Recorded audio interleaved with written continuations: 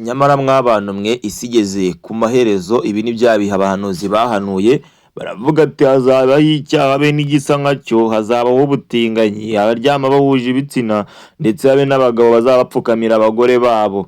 Ni nyuma y'uko abangaba bagiye gusezerana, umwe uwari umugabo yambaye ikanzu y'umugeni, uwari umugeni yambaye ikanzu y'umugabo.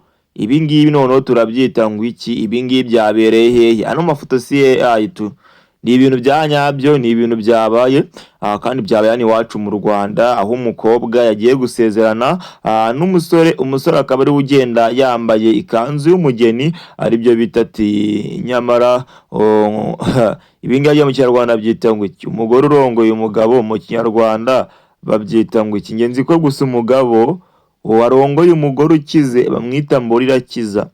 Hanyuma se umugore noneho warongoye umugabo babyita ngo iki? Mumbwire muri komenti.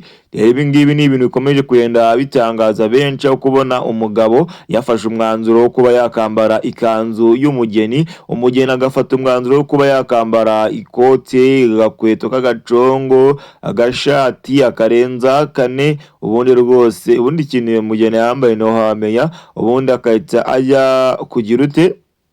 Gusezerana. Ahangaha umugabo dore yambaye agakanzu keza kariho akarabo, yambaye akantu ka runiga, imwe kiriya gikomo, ni igikomo ni igiki? Iki kiboro cyo mu ijosi. Ako nyine mu ndebera ahantu isi igeze mu marembera, aho umugabo rwose afata umwanzuro wo kujya gusezerana ari we mugore, umugore agafata umwanzuro wo kujya gusezerana ari we mugabo. Nyamara iyi ni gender balance. Byabiye baravuze ati uburinganire, umugore n'umugabo bazaringana, tumize ngo kwekwe turaburana. None dore icyo mutabona ni iki? Nimba umugabo asigaye ajya mu rukiko ari we wambaye agatimba, umugore yiyambariye ikintu bita akaveste 10, ibintu birakomeye ku mihanda. Nagira ngo rero ano mafoto ni amafoto yakomeje kugenda atungura benshi bagize icyo bayavugaho, abenshi baranenga, abandi bavuga ko ari gender balance, ngo ari uburinganire, ngo ubundi ngo umugore n'umugabo bagomba kuba baringanira ijana ku rindi. Rero byavugishije benshi, bamwe bagiye babigarukaho ku mbuga nkoranyambaga zigiye zitandukanye, ku ma TikTok, dore ko ari ibintu byo kwenda bigaragara kurusha ibindi.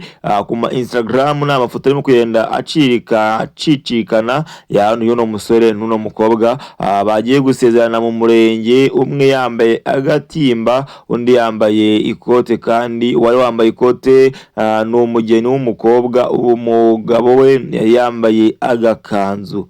Ibi nibyo bita ndongora nitunge, ibi nibyo bita ngo iki mu Kinyarwanda cyiza? Mudusobanure nyabuna.